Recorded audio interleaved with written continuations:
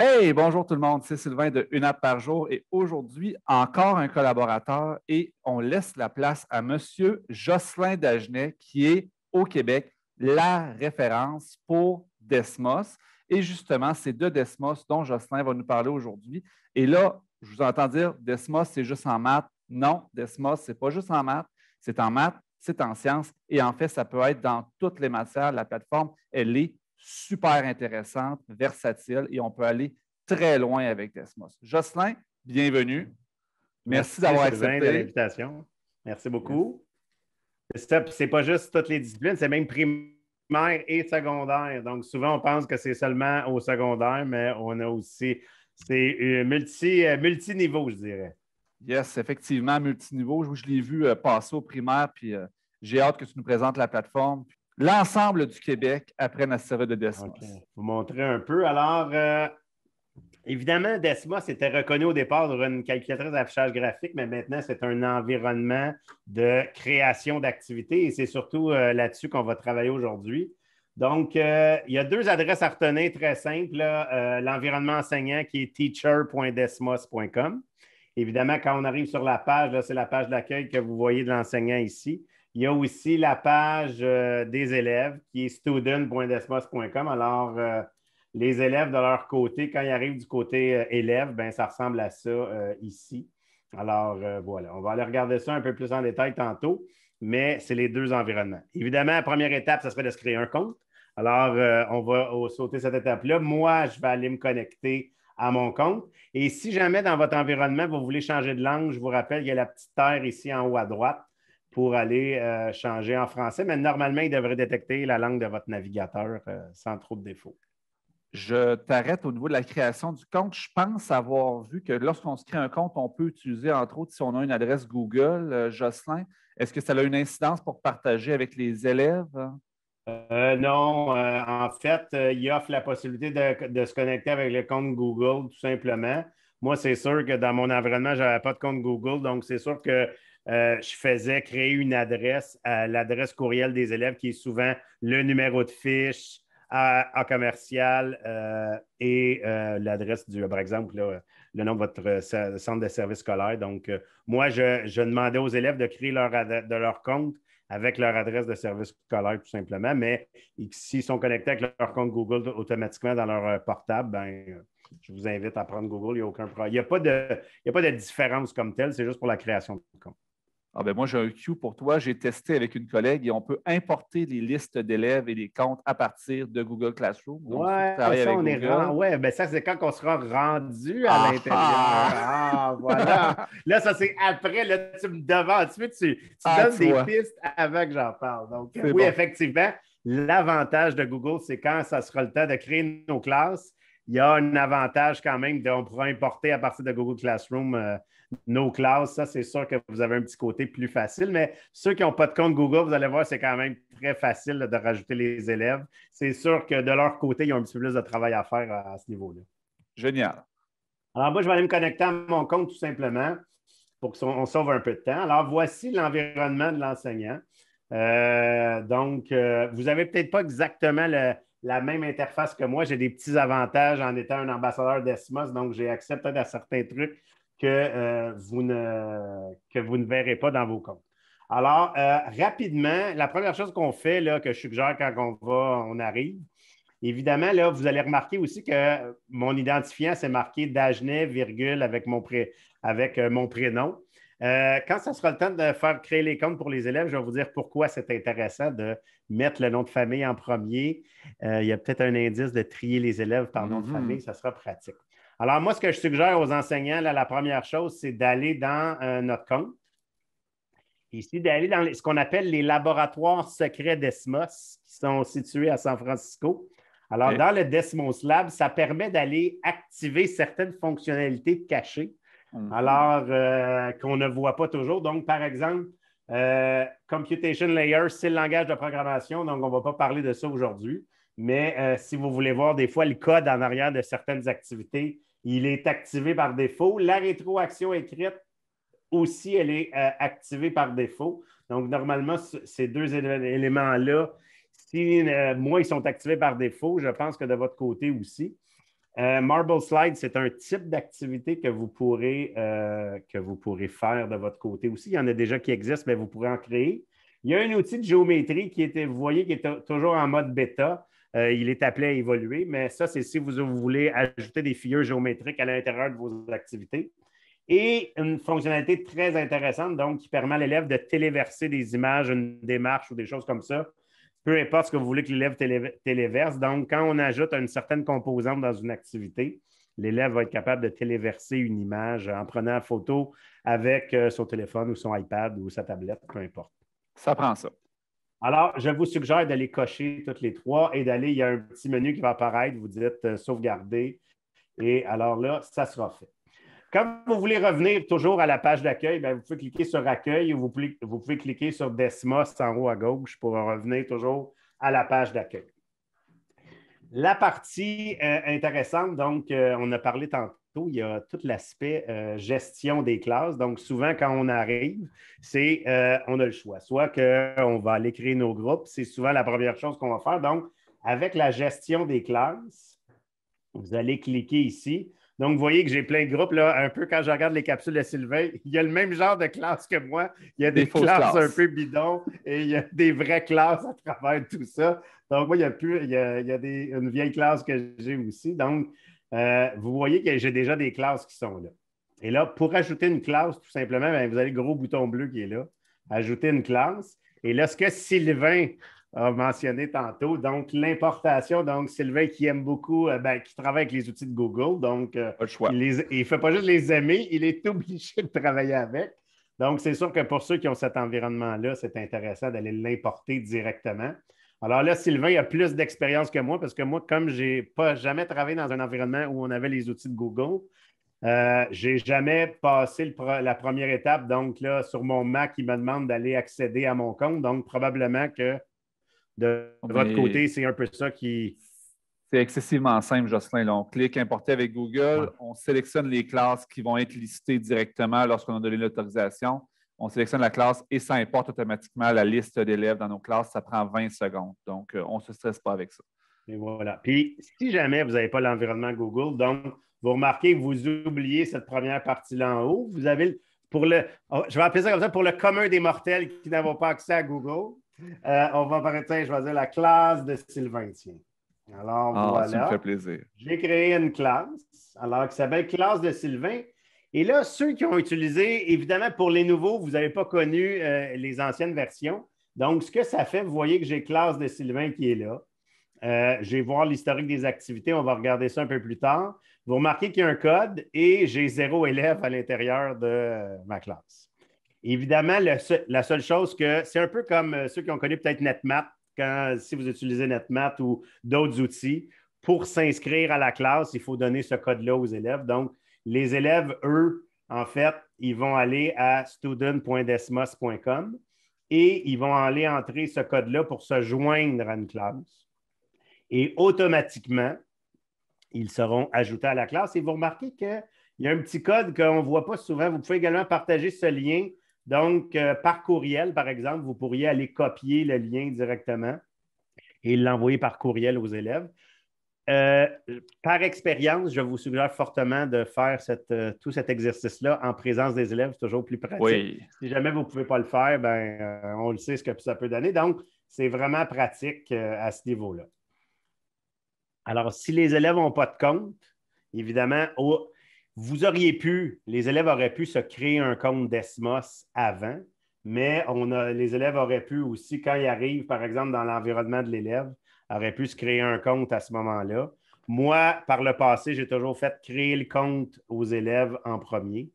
Et après, on a fait le principe de l'activation. Donc, mais j'ai fait des petites capsules. Là, on pourra les mettre peut-être en lien avec la capsule d'aujourd'hui. En ressources, là, j'avais fait des capsules pour les élèves de dire comment se créer son compte et tout ça. Donc, ça pourrait être en soutien par rapport à ça. C'est certain, Jocelyn, attends. C'est certain qu'on met la capsule, elle va apparaître là, en haut tout de suite, puis elle est dans le descriptif de la vidéo, c'est sûr. Puis il y a un lien vers ta chaîne à la fin. Elle est là, là. Elle est là, elle apparaît là.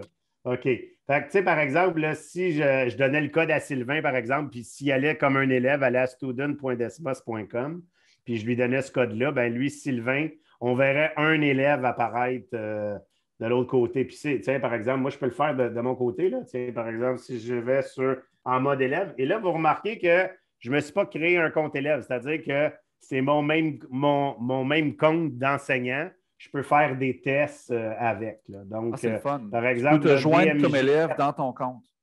Oui, je pourrais, regarde, par exemple, je rentre un code. J'ai dit, tu veux, là, je t'ai parlé, DMJ 4AT. Fait que si je rentre DMJ 4AT, et là, je fais exprès de mettre une majuscule, minuscule. Il y avait un espace dans le code. Vous pouvez l'entrer tout en minuscule. L'espace, il est seulement là pour aider les élèves à voir le code correctement. Et je viens cliquer sur Entrée. Et là, comme je n'ai pas d'activité, mais vous remarquez que dans la classe de Sylvain, j'ai maintenant un élève qui est là, qui s'est rajouté automatiquement. Et là, quand vous avez fini le processus, parce que là, à un moment donné, au début, il n'y avait pas cette fonctionnalité-là, mais elle a été rajoutée. Je ne veux pas avoir d'élèves intrus qui se joignent à mon groupe. Hein? Ça, on veut arrêter tout ça. Alors ici, quand vous cliquez, on peut aller aussi modifier le nom de la classe, bon, si j'en ai besoin. Mais si je clique sur mes élèves, alors vous voyez ici qu'avec le code juste en dessous, ça dit qu'il expire le 9 juillet. Ne vous inquiétez pas, là, la Terre n'arrête pas de tourner le 9 juillet de toute façon. Vous pourriez le réactiver. Mais je pourrais désactiver le code d'invitation. Alors, c'est comme si je venais de fermer la classe. Et là, vous remarquez que classe de Sylvain, le code d'invitation est inactif. Ça veut dire qu'il n'y a plus aucun élève qui pouvait se connecter. Mais ce qu'on s'est rendu compte, c'est qu'il y a des amis qui invitaient d'autres amis à faire des maths. Bon, je me dis, dans mon contexte, ça ne m'est pas arrivé, mais j'ai des collègues qui c'est arrivé. Bon, je ne comprenais pas c'était quoi l'objectif, mais tant mieux s'ils invitaient leurs amis à faire des maths avec eux. Alors, et il y a moyen aussi d'aller le réactiver. Si il y a un élève qui arrive en cours d'année, vous avez besoin de réactiver le code, hop, je réactive et ma classe, le code redevient actif. Et là, on peut donner le compte aux élèves pour qu'ils puissent aller s'ajouter. Mais ça, comme on n'est pas dans l'environnement Google, c'est toujours du côté de l'élève. C'est l'élève qui doit aller s'ajouter lui-même à la classe à ce niveau-là. Donc, ça se fait super bien. Et là, je vous dirais que si jamais les élèves, quand ils ont créé leur compte, si ce n'est pas écrit leur prénom, leur nom de famille, virgule, prénom, ça, c'est ce que je fais faire. C'est parce que quand on va arriver dans l'environnement, dans le tableau de bord de l'enseignant, quand on crée des activités, on est capable de trier les élèves en ordre alphabétique. Évidemment, si c'est le prénom en premier, il va trier les élèves en ordre de prénom.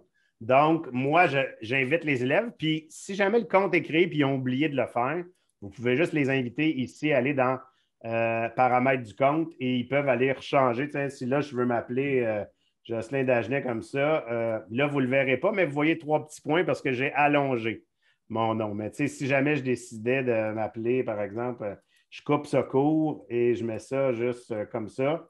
Et vous allez voir que mon nom, évidemment, est rendu ce nom-là. Donc, c'est très pratique et c'est un petit truc. C'est juste pour quand vous allez arriver dans le tableau de bord, ça sera plus facile à faire. Parfait. Alors, ça c'était la partie où on crée nos classes. Vas-y, Sylvain. Ça, on ne peut pas bloquer ça pour les élèves et qu'un élève pourrait changer son nom en cours de route, on s'entend? Oui, c'est sûr, mais l'avantage, c'est qu'on est toujours capable de retraiter. Comme la classe est fermée, c'est toujours facile de dire quand j'ai dans ma liste. Tu sais, par exemple, là, ici, j'ai là, tu vois, il n'y a avec pas updaté le nom. Tu vois, ça, je veux juste voir si, par exemple, je fais un rafraîchissement. Ça, c'est le genre de truc que je ne regarde pas à tous les jours, mais là, tu vois, bon, là, il y a le bon nom qui est modifié ici. Mais j'ai toujours l'adresse courriel qui est là de l'élève. Fait que, tu sais, quand on a fait créer le compte aux élèves, au départ, avec leur adresse du centre de service scolaire ou du collège privé ou peu importe, on est toujours capable, à moins qu'il ait falsifié tout depuis le début. Ouais. C'est assez rare que les élèves font ça depuis le début. Là, il ne faut pas essayer de trouver des poux, mais donc, voilà. C'est sûr que là, dans un contexte primaire, c'est sûr que l'importation de Google devient intéressante parce que c'est plus facile. Les petits, par exemple, je pense à un prof maintenant qui enseignait au premier cycle du primaire. C'est peut-être un processus qui doit se faire avec les parents. Là. Donc, si jamais, c'est ça. Là. Donc, on voit qu'il y a quand même un processus d'inscription qui est quand même un petit peu plus complexe si on travaille avec des plus petits à ce niveau-là. Là. Alors, voilà. Génial. Donc, on a créé une classe. On a créé une classe. Donc, c'est sûr que là, évidemment, l'objectif est on peut aller voir des activités. Donc, c'est sûr qu'il y a des activités qui ont été créées par l'équipe de Desmos, évidemment, qui existent parce que la grande force de cet outil-là, c'est de faire vivre des activités. Ce n'est pas nécessairement d'en créer, c'est le fun parce que ceux qui ont un côté créatif peuvent aller créer des activités, mais il y a des activités, par exemple, qui existent. Fait que si, par exemple, je vais taper, c'est sûr qu'il y a un outil de recherche ici. Et c'est sûr qu'il y a des outils qui, maintenant qu'on a il y a des activités officielles en français. Donc, par exemple, j'ai une activité qui s'appelle la course des tortues ici, par exemple. Et ça, ben, c'est une activité qui, on nous dit, est aussi disponible en anglais. Bon, on nous donne une description de l'activité. Et quand vous descendez, évidemment, ben, il y a des écrans qui sont là. Alors, quand vous trouvez une activité, ben, et là, vous pouvez la prévisualiser, de regarder ce que ça a l'air. Donc, ça veut dire que j'ai un bouton aperçu de l'élève. Ça veut dire que quand je clique sur aperçu de l'élève, je vais voir ce que l'élève va voir quand lui, de son côté, va vivre l'activité. Et évidemment, dans le bas, vous avez comme les actions de l'enseignant. Donc, l'équipe de Desmos vous donne de l'information, c'est-à-dire ce qu'on s'attend. On dit donner une minute de réflexion en silence, demander ensuite aux élèves de discuter avec un partenaire. Donc, c'est un peu un guide du bête là, qui nous donne de l'information. Et là, il peut avoir aussi des exemples de réponses. Donc, si je clique ici, ben, je regarde qu'il y a des tortues qui se promènent sur une piste de course. Alors, j'ai 2 tortues. Alors, voilà. On demande à l'élève d'aller écrire, d'appuyer sur jouer, puis écrivez une histoire de ce que vous voyez. OK? Et quand on parlait tantôt, Sylvain, là, j'ai un outil pour écrire du texte. Je présente certaines fonctionnalités en même temps pendant qu'on est là. J'ai un outil pour l'écrire du langage mathématique aussi. Donc, évidemment, et si jamais je ne sais pas trop quoi écrire, j'ai un petit clavier. Donc, l'élève a accès à son clavier mathématique pour aller écrire. Mettons, si je vais aller écrire une fraction, donc je veux écrire 3/4, par exemple, puis je ne sais pas trop comment l'écrire. Donc, aussitôt que j'ai accès à mon clavier que je peux aller faire apparaître. Donc, il y a j'ai un clavier ABC aussi pour du texte, mais j'ai aussi des symboles qui sont là que je peux aller écrire. Donc, ça, c'est très intéressant. Et il y a la petite icône. Là, évidemment, ce que ça va écrire, je ne pourrais pas l'utiliser parce que c'est pour téléverser une image. Donc, je pourrais aller téléverser. Donc, évidemment, du côté de l'élève, cette fonctionnalité est complètement fonctionnelle quand on assigne l'activité à un groupe d'élèves. Alors là, à ce moment-là, du côté de l'élève, il y aura un bouton pour aller insérer son image, donc téléverser sa photo. Mais là, quand on est en mode prévisualisation, ça fait juste montrer que, ah oui, OK, j'ai l'outil, mais voilà. On a aussi le bouton partager avec la classe. Ce qu'il faut savoir, c'est quand on fait une activité d'ESMOS, quand on voit ça, ça veut dire que, et vous pouvez l'enlever quand vous créez une activité, vous n'êtes pas obligé l'élève n'est pas obligé de partager avec la classe. Donc, ça veut dire qu'il va avoir 3 réponses aléatoires dans l'ensemble de la classe. Donc, pour voir un peu ce que d'autres équipes auront mis à ce niveau-là. Donc, vous avez, selon le travail, donc vous avez de l'animation, vous avez des tables de valeurs. On voit qu'il y a une écriture mathématique, par exemple. On demande la vitesse ici. J'ai encore un petit clavier qui peut m'aider pour si j'ai de la difficulté. Et je vais vous montrer qu'on a aussi du graphisme. Donc, c'est sûr qu'on a un paquet de trucs à ce niveau-là. Et là, ce qui est le fun, ben, je peux aller faire, donc j'anime mon graphique, mais ça va définir ce qui va arriver à ma tortue en mauve, là, par exemple. Je ne sais pas si vous voyez, mais là, on est dans le mathématique, on est au 2e cycle. On est peut-être un petit peu 2e secondaire, un petit peu 3e secondaire. Ça dépend où on est rendu dans le programme. Là, je dirais qu'on est un petit peu 3e secondaire plutôt. Donc, vous voyez qu'on a différents éléments, questions à choix multiples. Donc, l'élève choisit une réponse, donc il faut qu'il explique son raisonnement. Encore une fois, possibilité. Bref, vous voyez que c'est un environnement de travail de l'élève et on a un outil esquisse que je n'ai pas encore parlé, mais vous voyez ici que je pourrais aller dessiner par-dessus le graphique. Donc, évidemment, quand vous êtes dans un environnement iPad, ça devient intéressant. Les boutons qui sont là sont paramétrables, c'est-à-dire quand vous êtes dans l'environnement de création, vous allez pouvoir aussi sélectionner les outils. Ça veut dire que si je veux que l'élève écrive du texte, ben, il va aller écrire du texte. Si je veux écrire du langage mathématique, ben, à ce moment-là, je n'ai pas de clavier qui apparaît, mais il y a certaines fonctionnalités de base souvent qui deviennent identiques selon d'un outil à l'autre. Par exemple, pour écrire une fraction, c'est la barre oblique. L'exposant, c'est l'accent circonflexe. Donc, de ce genre de trucs-là qui sont souvent les plus classiques. Et celui que les gens se demandent souvent, c'est racine carrée. Donc, on écrit SQRT pour en anglais square root et il va trouver le symbole. Donc, j'ai besoin d'écrire une grosse racine. Alors, vous voyez, et là, ces éléments-là se déplacent. Donc, quand je viens sélectionner, je peux choisir aussi la taille, je peux mettre le texte plus gros, donc, et je peux aller le positionner à mon goût. Là. Puis si je ne me trompe pas, tout ce que l'élève fait, nous, on le voit en tant qu'enseignant. On n'est pas là, là. Donc, on le voit en temps réel ou presque. Hein. Oui, c'est ça. Ben ouais, c'est presque du temps réel. Donc, là, je suis en mode prêt. Je suis juste en train de m'amuser dans l'activité juste pour voir comme prof. Hey, c'est-tu une activité que je voudrais donner à mes élèves? Fait que le principe de base, là, pour, mettons, cette activité, hey, je l'aime, je voudrais l'assigner à mon groupe qui s'appelle la classe de Sylvain.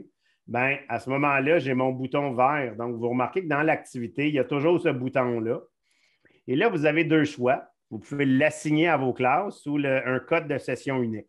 Par exemple, souvent, le code de session unique va me servir quand je donne la formation, par exemple, à des profs qui veulent apprendre Desmos. Je ne crée pas nécessairement un groupe pour une formation, mais vous montrer à quoi ça ressemble. Donc, assigner à vos classes. Et là, je peux aller décider à quelle classe je vais l'assigner. Je pourrais décider de la. Je ne suis pas obligé de l'assigner à tout le monde. Donc, tout simplement, je viens cliquer à côté. Donc, OK, je vais l'assigner à classe de Sylvain. Et c'est tout. Et là, ça me dit, regardez, classe de Sylvain, là, j'ai 0 d'un élève qui a commencé, c'est assigné le 10 mai.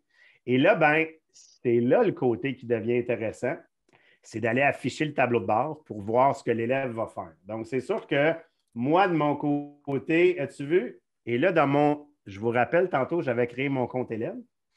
Là, j'ai une nouvelle activité qui est arrivée dans mon compte élève, la course des tortues que la classe de Sylvain qui m'était assignée. Et là, l'élève, lui, ce qu'il va voir, c'est qu'il va voir le bouton commencer.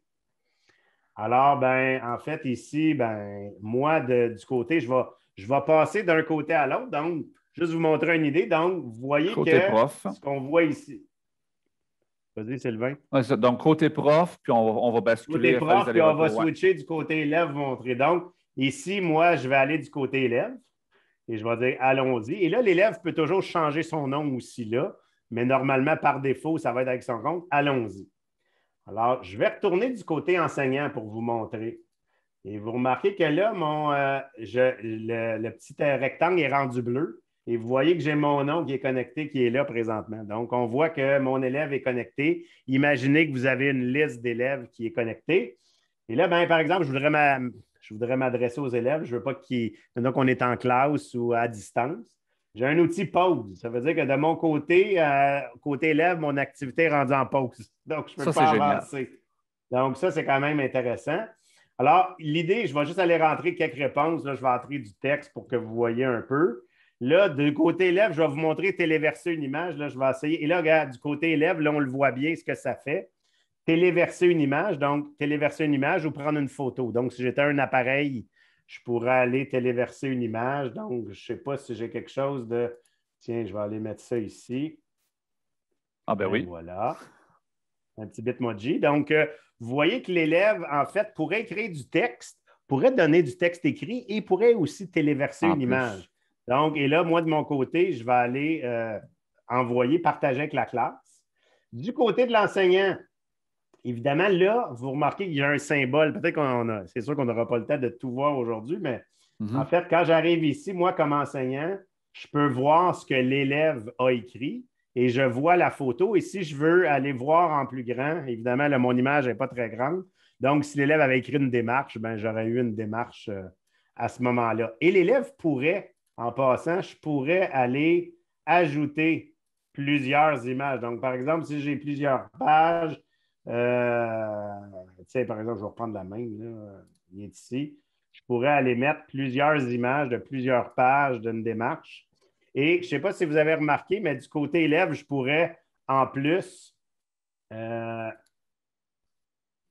me demande, donc, je pourrais pivoter mon image, par exemple. Si l'élève a mal pris la photo, mettons, je peux la mettre en noir et blanc aussi. Hop! Et là, ben voilà. Puis du côté prof, ce que moi, je vais voir, on va y laisser le temps un peu, mais je peux juste le réactualiser. Là.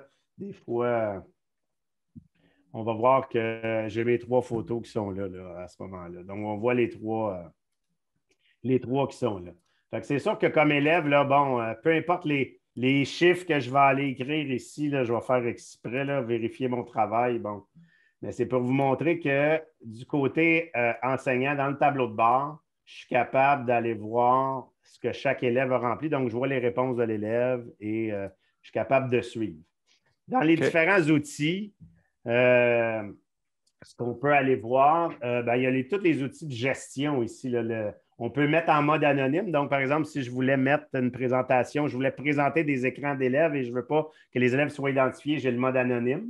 Ça génère aléatoirement des noms de mathématiciens ou scientifiques célèbres.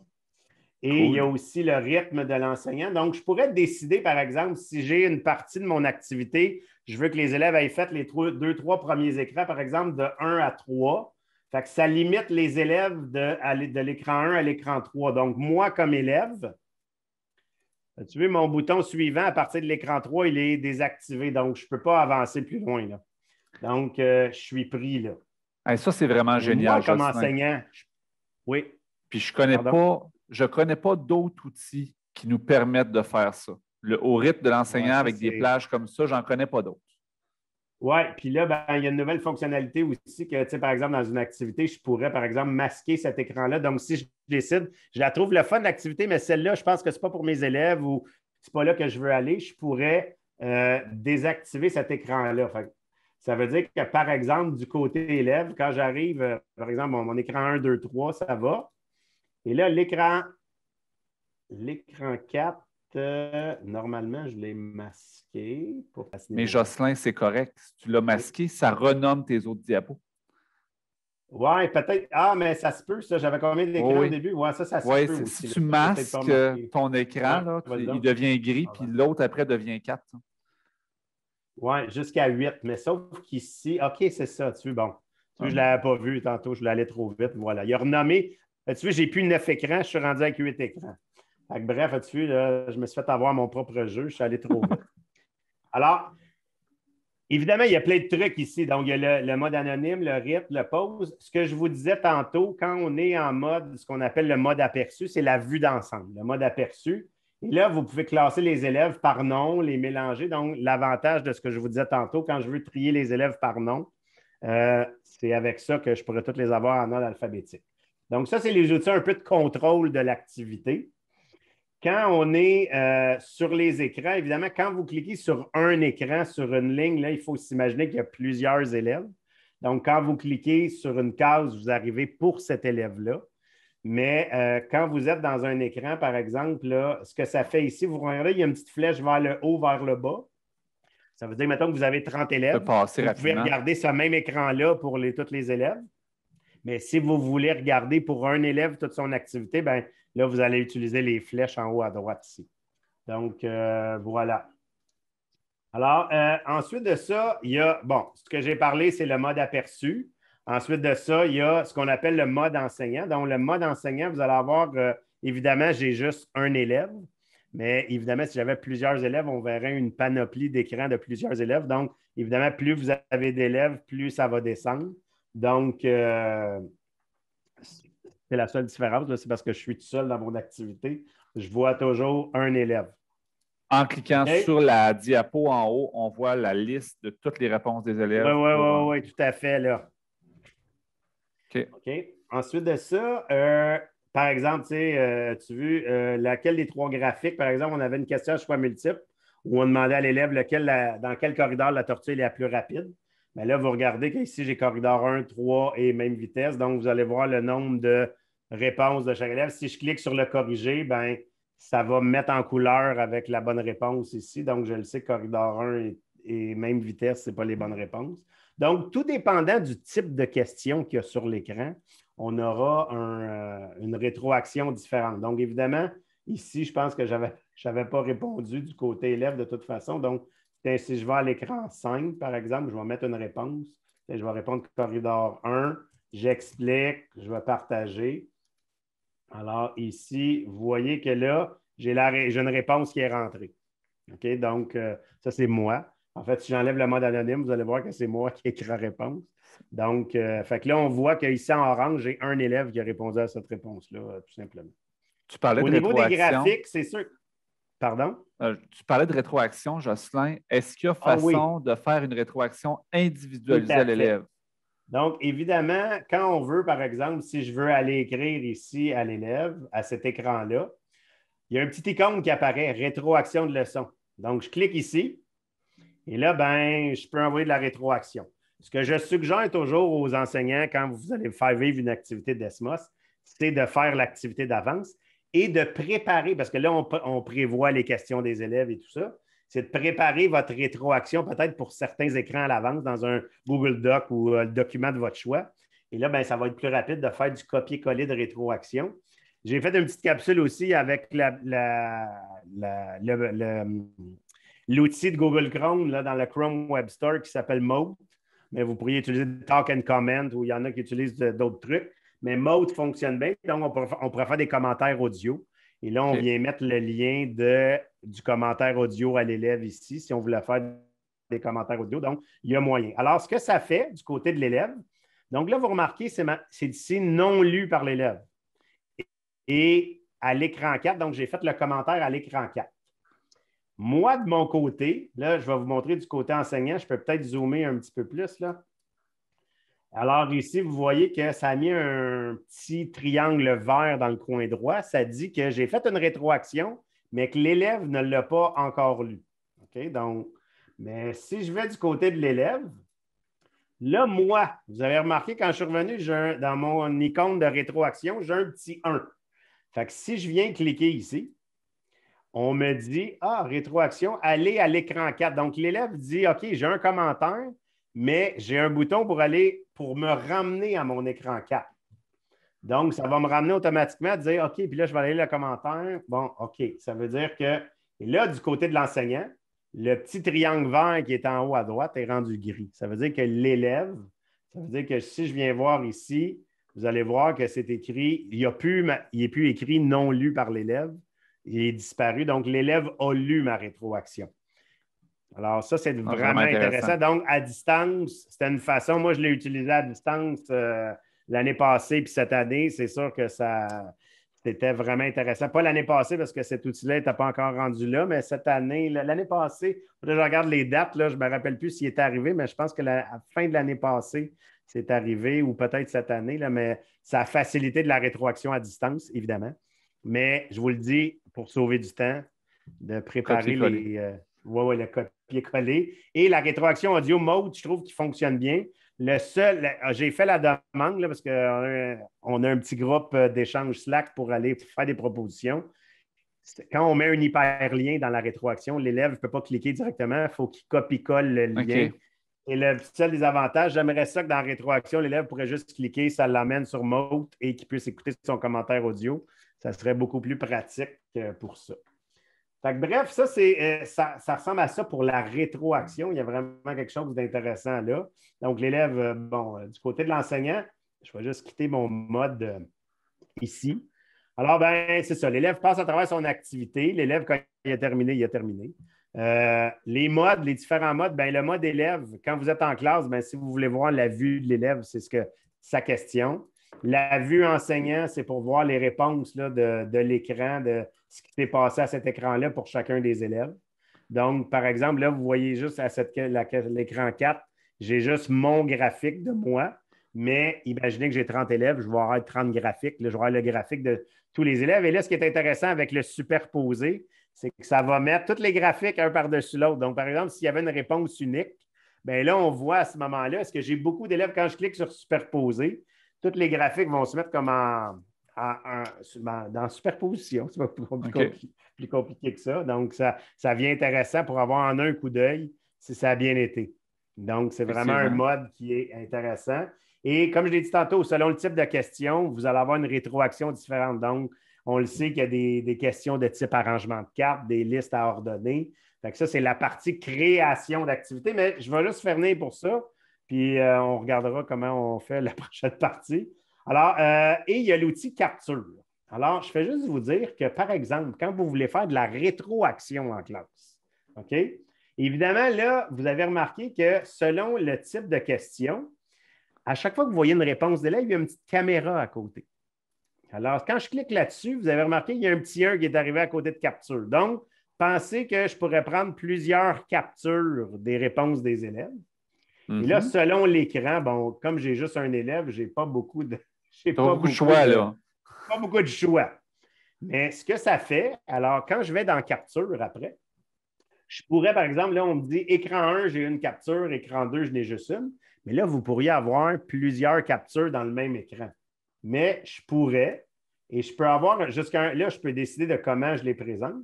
Je peux aller mettre jusqu'à un maximum de 4 écrans dans une section. Je pourrais poser une question écrite ou je pourrais le faire verbalement.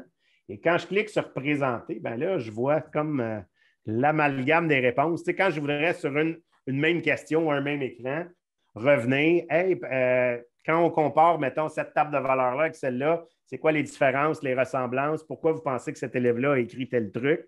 Donc, on est capable d'aller rechercher ce que les élèves ont écrit. Donc, ça aussi, que ce soit à distance ou en présentiel, c'est vraiment un outil. Quand on met l'activité sur pause, on se met en mode comme ça, projette ça sur le tableau. Il y a quand même quelque chose d'intéressant là. Je me rappelle à une certaine époque, quand tout ça n'existait pas, je me promenais avec mon cellulaire, hein, mes photos se synchronisaient avec mon ordi, et là, je faisais apparaître 3 ou 4 photos, mais c'est quelque chose que les gens font, que moi, j'ai fait en tout cas, quand je voulais présenter des démarches d'élèves. C'était la façon rapide, là, avec les photos. Je pense à l'époque, ça se synchronisait avec mon Dropbox. Non, mais là, on parle d'une autre époque. Ah oui, là, on remonte dans le temps. On là. est avant des outils comme ça. Mais là, Et ça, vraiment, je t'arrête, Jocelyn, 2 secondes. Dans le fond, là, tous ces outils-là, puis là, on est dans une activité qui est, on s'entend purement mathématique, là, mais on peut utiliser ces outils-là pour faire jaser les élèves, faire ressortir des consensus de groupe, comparer. On vit ces activités-là en classe aussi. Là. Le présentiel, ça va exister encore. Oui, oui. Mais en fait, à la base, c'est ça, je l'ai toujours dit. DESMA, c'était prévu pour des activités en classe. Et toutes ces activités-là, ce n'est pas des activités que l'élève fait individuellement. On suggère toujours que les élèves soient en équipe de 2. Ça peut être un ordi pour 2, où on suggère qu'après un certain temps, les élèves changent d'ordi. Quand ils sont dans un environnement où tout le monde a son appareil, ben, ils peuvent être en équipe de 2, chacun avec leur appareil, et là, les 2 élèves vont écrire dans l'activité. À ce moment-là, moi, ce que je suggère aux élèves, c'est quand vous avez remarqué au début leur nom, c'est juste leur nom qui est écrit. Fait que, par exemple, moi, je suis en équipe avec Sylvain. Je demande aux élèves à ce moment-là, ben, mon équipe à moi, c'est Jocelyn et Sylvain. Et Sylvain, de son côté, il marque Sylvain et Jocelyn. Fait que là, moi, ça me montre, c'est sûr que j'ai 2 lignes différentes, mais ça me montre quand même qui est en équipe avec qui. Donc, ça, c'est la façon que je fonctionnais quand il y avait chacun un appareil pour faire l'activité. Vraiment. Fait que ça, c'est la partie tableau de bord, visualisation des élèves, des activités. Et je pense que dans une autre capsule, Sylvain, on va parler de la création d'activités parce que je pense qu'on en a beaucoup à dire. Hein? On en a déjà dit beaucoup, mais c'est ça. L'environnement, il est exceptionnel sur Desmos. Il est vraiment intéressant. On a vu toute la gestion, mais la création, les types d'activités qu'on peut vivre avec Desmos qu'on ne peut pas vivre dans d'autres environnements, ça aussi, c'est vraiment super intéressant. Et ça va faire l'objet de notre 2e capsule sur Desmos. Je te remercie beaucoup, Jocelyn, pour cette première capsule. Vraiment super intéressant. Plaisir, et on se revoit très bientôt. Ah oui, c'est sûr. Salut.